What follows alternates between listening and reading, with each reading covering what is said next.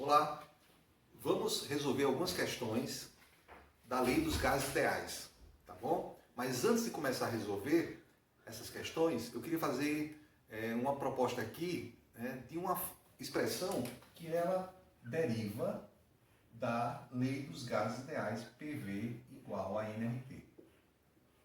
Nós já sabemos que essa expressão ela vem lá da lei de Boyle, de 1663, depois ela passa pela lei de Charles-Gay-Lussac, tá? 1782, 1802, tá? Depois vem a contribuição a partir do princípio de Avogadro e depois também a questão da temperatura termodinâmica de Kelvin, de Lord Kelvin. Então tem várias contribuições, entre outras que não são muito citadas, tá? Então essa fórmula aqui, essa expressão aqui, conhecida como lei dos gases ideais, a gente pode derivar uma expressão dessa aqui, que é conhecida como equação das transformações gasosas. Como é que a gente pode fazer isso? Então veja bem, considere um sistema que eu vou chamar sistema 1. Considere um sistema que eu vou chamar sistema 2. Tá? Esses dois sistemas aí, por exemplo, o primeiro tem uma temperatura que eu vou chamar T1. Tem uma pressão que eu vou chamar P1. E tem um volume que eu vou chamar V1. Então eu tenho um sistema, tá? Eu tenho um sistema gasoso, por exemplo, onde eu tenho aqui todas as variáveis aqui de estado. A quantidade que eu tenho aqui do gás, eu vou chamar de N, número de mols. Tá? E aí eu tenho esse sistema aqui, ó. Certo? Eu quero transformar esse sistema no sistema 2. Mas eu não vou mudar a quantidade de matéria.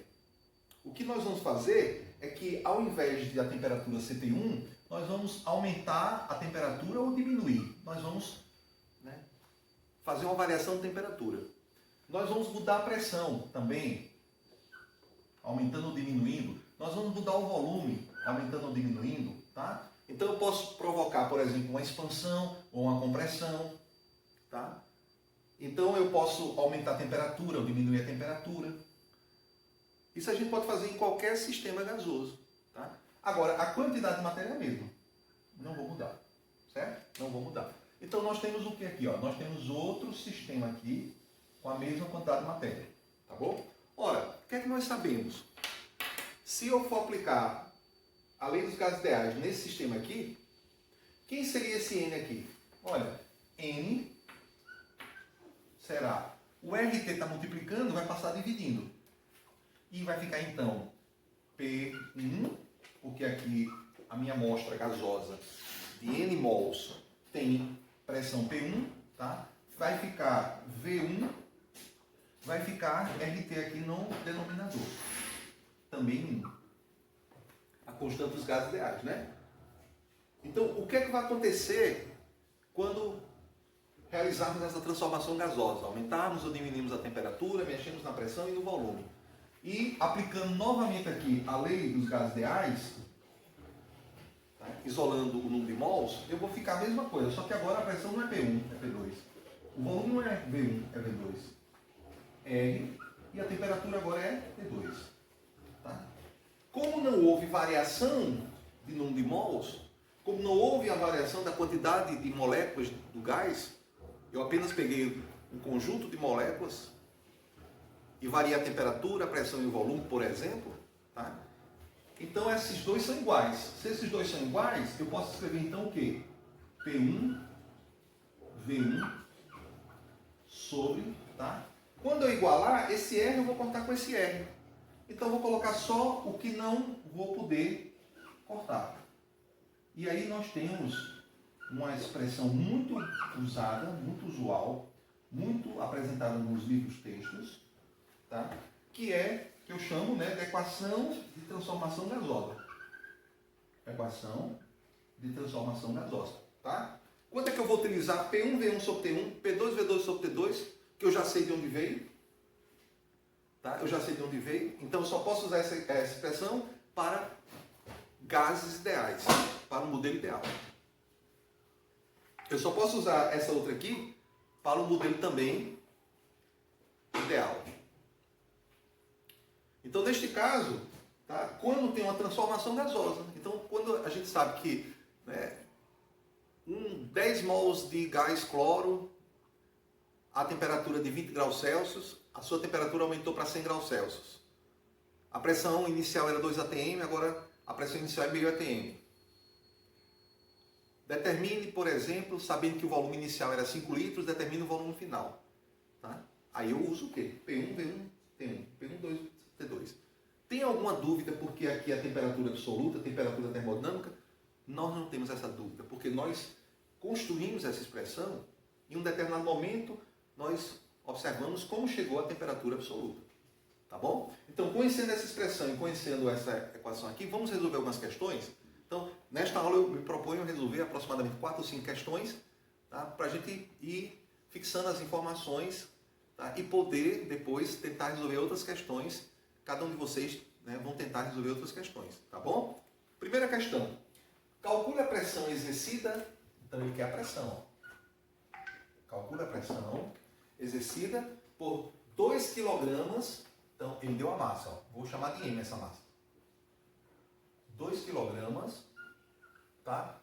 Do gás propano, C3H8. Então, ele quer 2 kg do C3H8. Vou colocar aqui, para ficar mais fácil para mim. Tá? Num cilindro, né, um cilindro de 25 litros de volume. Tá? A 20 graus Celsius. Temperatura igual a 20 graus Celsius. Tá? Toda vez que for temperatura em graus Celsius, eu represento, eu faço uma sugestão de todos representarem com T minúsculo.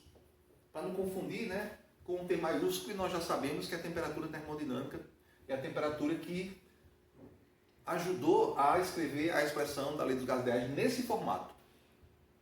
Se usarmos temperatura em graus Celsius, a equação não é aquela não. Por isso que essa aqui tem que ser em temperatura termodinâmica, como nós sabemos nas aulas anteriores. Tá bom? Ok. Ora, uma coisa importante antes de fazer a questão.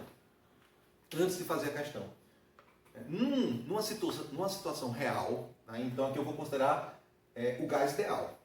Tá? Essa questão aqui é dentro do conteúdo de gás ideal. Se fosse num concurso, se fosse no Enem, tá? Se fosse numa prova da universidade ou do ensino médio, teria que dizer, considere o gás propano como ideal. Porque nós vamos usar o modelo dos gases ideais. A lei dos gases ideais, tá bom? Então, eu sei que é ideal, eu sei que eu vou usar ideal porque está dentro do contexto aqui que eu estou estudando. Mas, nesse contexto mesmo, vamos pensar na realidade, vamos pensar no dia a dia, tá? O gás propano, junto com o gás butano, os dois juntos, é o que forma o gás liquefeito de petróleo, que é o gás de cozinha. Então, na residência de muitos brasileiros, tem o botijão de gás de 13 kg. Quando ele está cheio, propano e butano. 13 kg dentro daquele volume.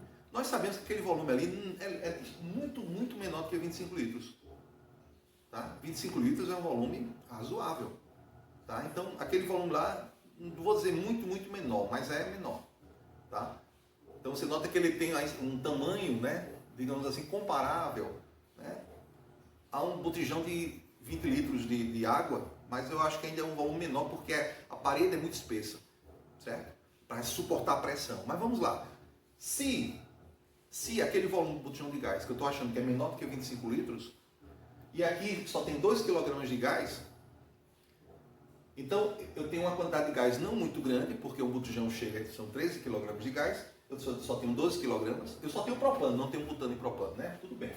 A temperatura 20 graus Celsius é uma temperatura razoável, certo? Mas dentro do botijão de gás a temperatura é mais baixa, porque o gás está comprimido, tá? Então vamos ver quanto é a pressão nessa situação que é muito diferente, né, da situação real das nossas casas, tá bom? É muito diferente. Lá também é um gás real, aqui é o gás ideal, né? É um modelo que algumas propriedades, né, não foram consideradas para o desenvolvimento dessa expressão, tá bom? Sobretudo as interações intermoleculares. Então, vamos lá. Para resolver essa questão, eu vou começar aqui logo, escrevendo essa temperatura aqui, tá?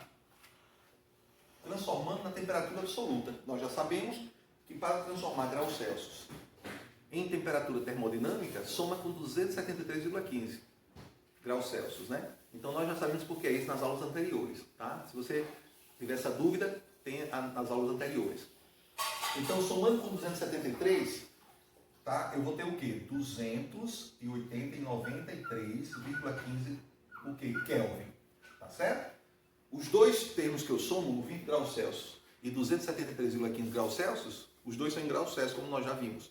Somando os dois, aí vem a temperatura absoluta Kelvin, tá? Sistema Internacional, em homenagem a William Thomson, Lord Kelvin. Perfeito? 25 litros, eu vou usar em litro mesmo. Não tem problema. A massa, ele deu em quilogramas. Vamos transformar isso aqui em gramas. Porque vocês vão ver. 2 quilogramas, 2.000 gramas. Tá? 2.000 gramas. Quilo, 1.000. Né? Kilowatts, 1.000 watts. Kilojoule, 1.000 joule. Quilolitro, 1.000 litros. Né? Quilo, prefixo, 1.000. Tá aqui resolvido. Tá? Para usar essa fórmula, PV igual a nRT, a temperatura eu já tenho, está em Kelvin. O volume eu tenho, está em litros, né? 25 litros. Eu quero calcular a pressão. Tá? Só está faltando determinarmos quem é o número de mols. Qual é a quantidade, né, em mols do propano. Tá certo? Então, neste caso, olha, como é que nós vamos fazer? Vou aproveitar aqui, ó, o espaço e vou fazer aqui, ó. Tá? O que é número de mols? Que a gente viu também número de massas características. Tá? Então, quando nós temos um mol, nós temos aquela quantidade que é a constante de Avogadro, 6,02 vezes 10 a 23, né? Então, nós sabemos que o mol representa uma quantidade que é 6,02 vezes 10 a 23, tá? Unidades. Tá? Unidades por mol, pode ser, mas aqui eu já coloquei um mol, então o mol tem essa quantidade de unidades. Quando eu tenho essa quantidade de unidades, eu sei que eu vou ter, quando eu tenho essa quantidade de unidades de propano, tá? Eu sei que eu vou ter, tá, a massa aqui em gramas, de acordo com a massa atômica. Então nós sabemos que eu tenho 3 carbonos. Cada carbono, né, cada 1 mol de carbono, cada 6,02 vezes 10 a 23 unidades de átomos de carbono, nós temos 12 gramas. 12 gramas por mol. Tá? Então, como são 3 vezes 12, 36. 36 gramas. Tá? Cada hidrogênio, né, ou melhor, cada mol de hidrogênio, cada 6,02 vezes 10 a 23 átomos de hidrogênio tem uma massa de 1 grama. Eu tenho aqui 8 mols de hidrogênio. 8 vezes 1, 8. Tá? Então, 36 com 8, 44. Né? 36. Então, vou colocar aqui, ó. Tá? Então, eu tenho 44 gramas, tá? Que é a massa molar. Então, a massa molar do C3H8 vai ser 44 gramas, 36 do carbono com 8 do hidrogênio. 44 gramas a cada mol de propano. Tá? Então, se juntarmos 6,02 vezes 10 a 23 moléculas de propano, terá essa massa aqui. Tá bom? Ora, o que é número de mols, ou número de massas características, né? Tá? É quantas quantidades dessa eu tenho. Ou seja, quantos mols eu tenho. Que essa quantidade aqui é um mol. Tá? Então, ele deu, né, que nós tínhamos 2.000 gramas. 2.000 gramas. E cada 44 gramas equivale a uma quantidade chamada mol. Cada 44 gramas. Então aqui eu tenho 2.000 gramas. Então 44 gramas, 1 mol. 88 gramas, 2 mols. 132 gramas, 3 mols. E aí eu vou somando. Cada 44 gramas, 1 mol. Tá? Para mim somando 44 mais 44 mais 44, para saber quantos 44, ou seja, quantos mols tem em 2.000 gramas, basta dividir 2.000 por 44. Né? Então, qual é essa divisão? Pega uma calculadora aqui. Tu passa uma calculadora, por favor, do celular. Então, olha, aqui eu ainda posso simplificar enquanto chega a calculadora, né? É a mesma coisa de 1.000 dividido por 22. Grama por mol, vou fazer aqui, ó, divisão de fração. Grama dividido por grama mol. Repete a primeira e multiplica pelo inverso da segunda. Ó. Corta grama por grama. Então, o que der aqui, que ainda dá para simplificar, que é a mesma coisa de quanto, pessoal? 500 dividido por 11. O que? Mol. Fazendo essa divisão aqui, né? Pegando aqui a calculadora, ó, ficou 500 por 11. Então, 500 dividido por 11 dá 45 mols. Tá? Então, 2.000 gramas de propano, nós teremos 45,45 mols de propano. Nós teremos 45 multiplicado por 6,02 vezes 10 a 3 unidades de propano, né? Em números arredondados, mais 0,45, tá bom? Com essas informações que eu tenho, porque agora eu tenho tudo, né? Vamos ver se eu tenho tudo mesmo? Ora, eu preciso da pressão. Pressão é o que eu quero. Eu preciso do número de mols. Eu tenho o número de mols. Eu preciso do volume. Está aqui o volume. Eu preciso da temperatura em Kelvin. Temperatura termodinâmica.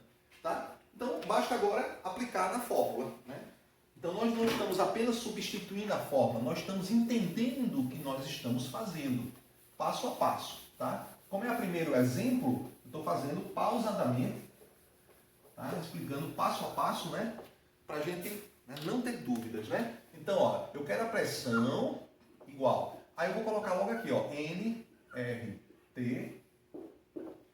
Tudo isso dividido por quanto? Ó? O volume está multiplicando. Passa o quê? Dividindo. Qual o valor da constante dos gases ideais eu vou usar? Eu disse a vocês desde o início, em aulas anteriores, né, que a constante dos gases ideais, tá, primeiro ela tem tudo a ver com esse número aqui, ó, com a constante Avogadro.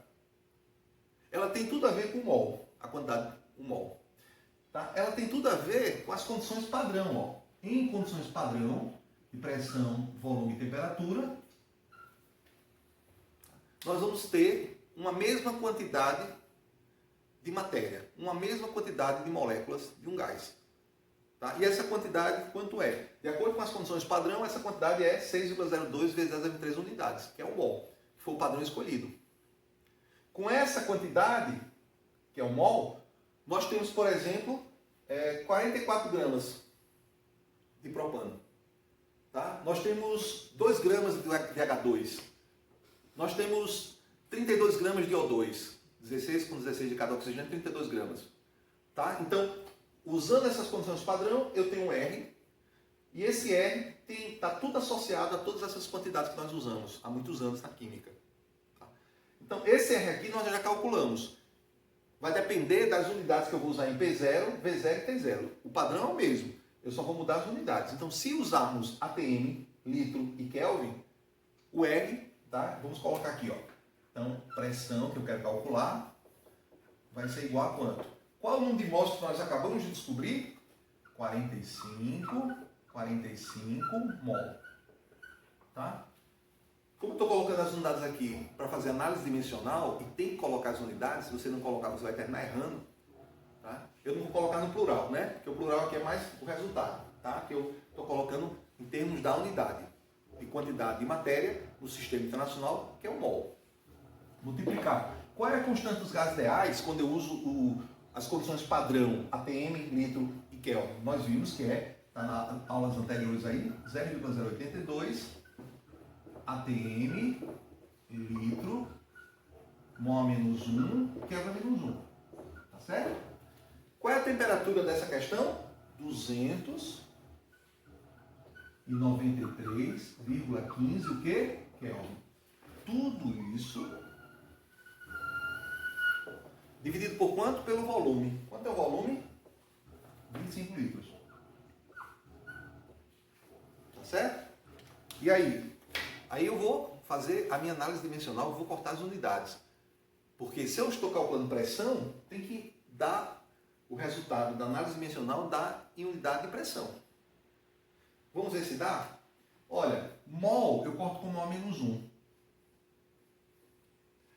Kelvin menos 1 eu corto com Kelvin. Litro eu corto com litro. Sobrou alguma unidade? Sobrou. ATM. E o que é ATM? Atmosfera, unidade de pressão. tá? Então tá tudo certo. Vou fazer só esses cálculos aí. Quanto é que dá esses cálculos aí?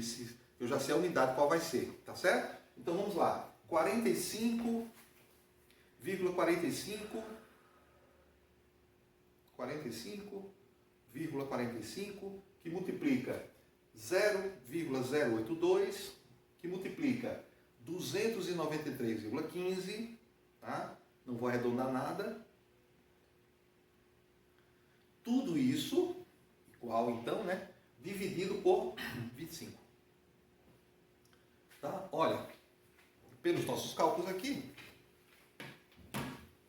nós temos pressão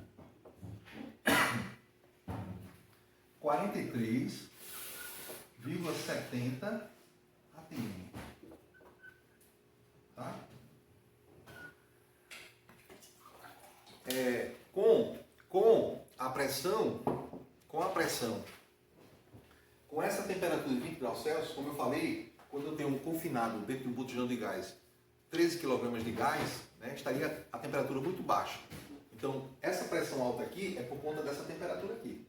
Tá certo? Que é uma quantidade que não é tão grande relativamente para um volume que não é tão pequeno, mas aí temos essa pressão, tá bom? Na próxima parte eu vou resolver mais algumas questões.